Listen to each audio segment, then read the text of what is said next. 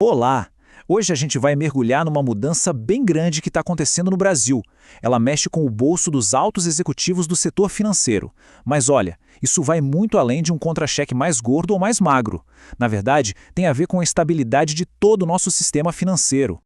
Pode parecer meio dramático perguntar isso, né? Mas essa pergunta está no centro de uma discussão global há mais de uma década. Será que a forma como um executivo é pago pode, sem querer, incentivar um risco tão grande que coloca em perigo não só o banco dele, mas a economia inteira? É uma pergunta pesada, com certeza. E é exatamente isso que a gente vai investigar agora.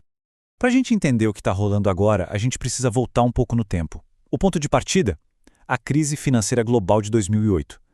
Logo depois, em 2010, o Brasil criou suas primeiras regras sobre o assunto. Agora, quase 15 anos depois, o Banco Central decidiu que era hora de atualizar o manual, de adaptar as regras para o mundo financeiro como ele é hoje.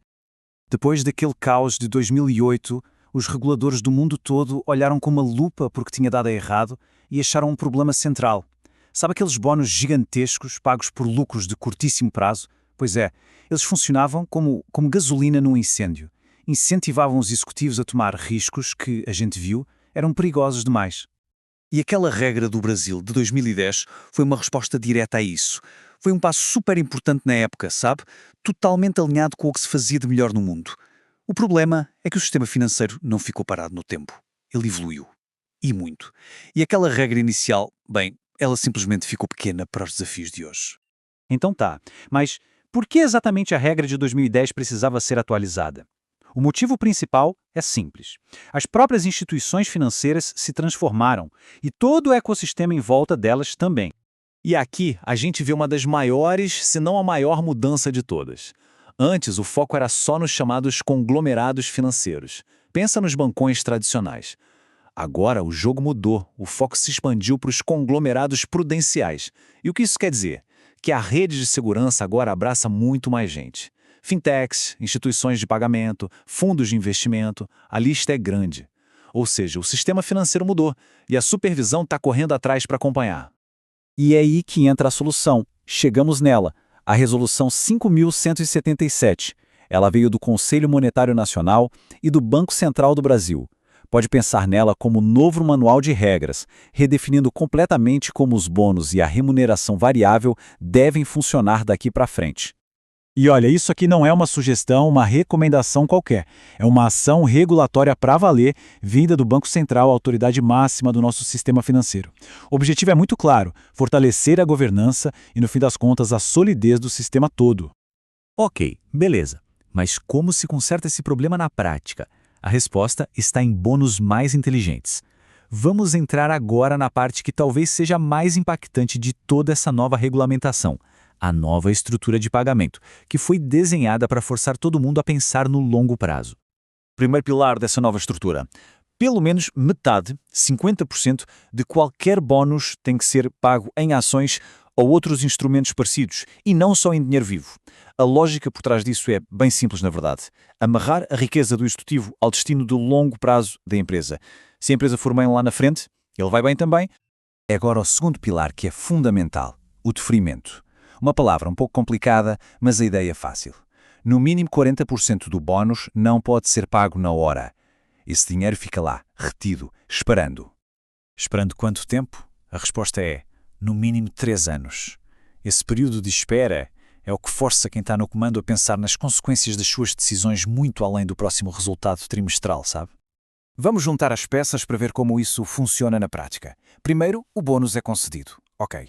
Depois, como a gente viu, uma boa parte dele fica retido por pelo menos 3 anos.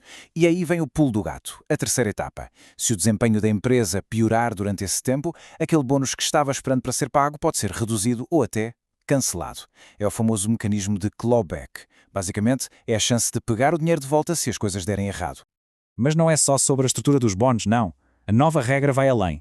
Ela também aumenta o alcance da supervisão e exige que a governança interna das empresas seja bem mais forte. E olha só quem entrou nesse barco pela primeira vez. As novas regras agora valem para um grupo bem maior de instituições. A gente está falando de cooperativas de crédito, de várias fintechs de empréstimo, aquelas de pessoa para pessoa e também empresas de microcrédito. O recado do Banco Central aqui é bem claro. Os mesmos princípios de cuidado com o risco valem para todo mundo, em todos os cantos do sistema. E tem mais um ponto super importante. As instituições maiores, mais complexas, agora são obrigadas a criar um comitê de remuneração. É o nome formal, mas pense nele como um guardião interno. Um grupo que tem a responsabilidade de garantir que a política de pagamento da empresa esteja sempre jogando a favor da estratégia de risco e nunca contra. Certo. Então, qual é a mensagem final por trás de toda essa mudança? E mais importante, como é que isso tudo vai sair do papel e virar realidade?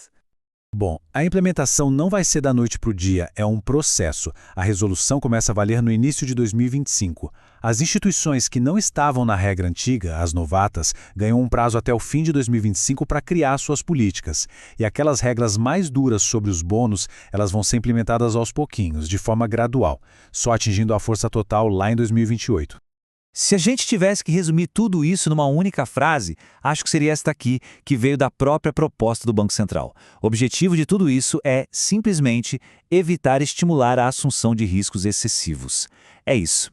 É desincentivar aquele tipo de risco exagerado que, como a história já nos mostrou, pode acabar muito mal.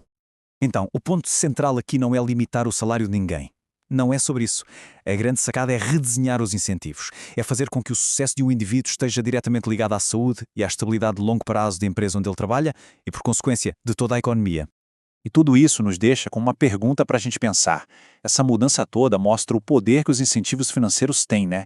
E aí fica a reflexão, que outras estruturas, talvez bem menos óbvias que um bônus, estão por aí, em silêncio, moldando as decisões que são tomadas todos os dias no coração da nossa economia.